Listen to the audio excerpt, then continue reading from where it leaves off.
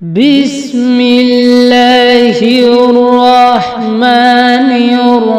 الرحيم شهر رمضان الذي أنزل فيه القرآن هدى للناس وبينات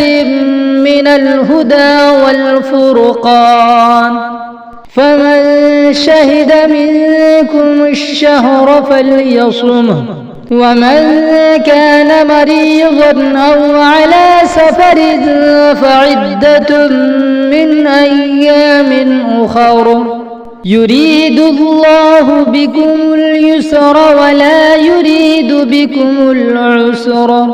ولتكملوا العدة ولتكبروا الله على ما هداكم ولعلكم تشكرون وإذا سألك عبادي عني فإني قريب أجيب دعوة الداعي إذا دعاني فليستجيبوا لي وليؤمنوا بي لعلهم يرشدون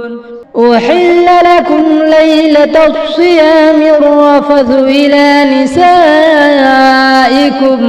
هن لباس لكم وأنتم لباس لهن علم الله أنكم كنتم تختانون أنفسكم فتاب عليكم وعفى عنكم فالآن باشروهن وابتغوا ما كتب الله لكم وكلوا واشربوا حتى يتبين لكم الخيط الأبيض من الخيط الأسود من الفجر ثم أتموا الصيام إلى الليل ولا تباشروهن وأنتم عاكفون في المساجد تلك حدود الله فلا تقربوها